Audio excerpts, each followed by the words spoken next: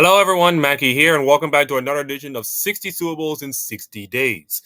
Today, we're going to be talking about the best quarterback matchup of the 80s.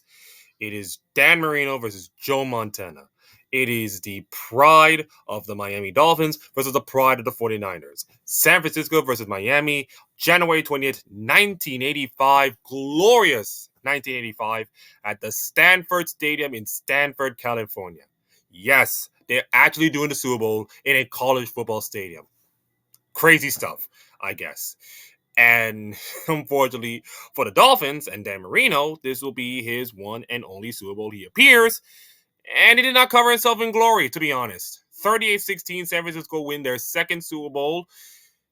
And this was not even close. Let's just put it that way.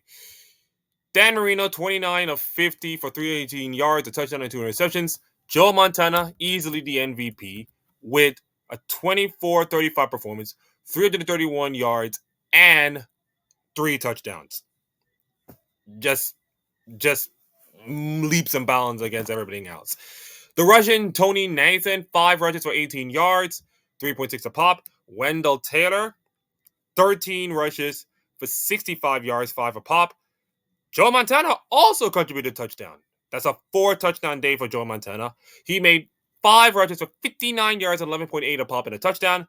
And Roger Craig, pretty much a really good running back, of course, 15 rushes for 58 yards at 3.87 a pop with a touchdown.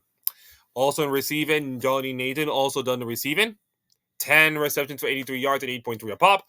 Dan Johnson, 3 catches for 28 yards and 9.33 a pop. Roger Craig again with 7 catches for 77 yards. That's like 100 plus purpose yards in the Super Bowl at 11 a pop with 2 touchdowns.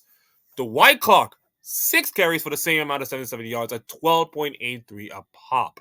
And Colin Monroe get a 33-yard touchdown, so there's that.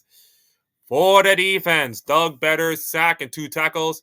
Jay Brophy, Bob Brzezinski with 6 tackles.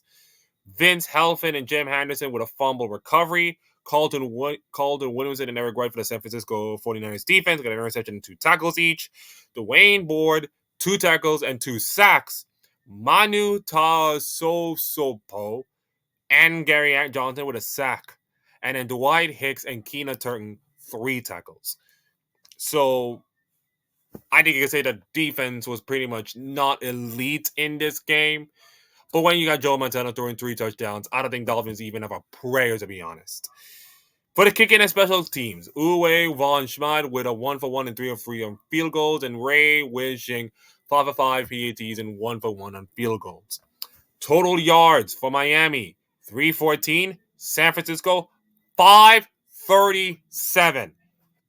My God, you cannot even win a game if you tried. Turnovers are each 2 for 2, but to have a major yard differential at that one, it's jarring.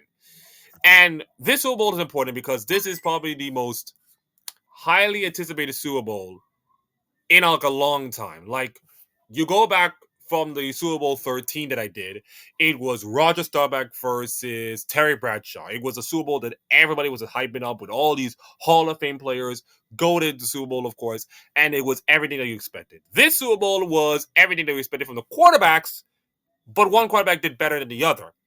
And unfortunately for Dan Marino, nobody knows it, but this is his only Super Bowl he did. And unfortunately, injuries and bad play, and the Dolphins team that cannot elevate themselves with Don Shula, of course, as coach at the time. He was never meant to be. And Joe Montana goes leaps and bounds above everything else to make San Francisco the best team of the 80s, winning their second Super Bowl in the last couple of years, of course. So this was an incredible performance by Joe Montana in a battle of quarterbacks. And that gives San Francisco their second Super Bowl ever. And tomorrow we'll be doing the most dominant defensive performance by any team pretty much in the history of football. Pretty much.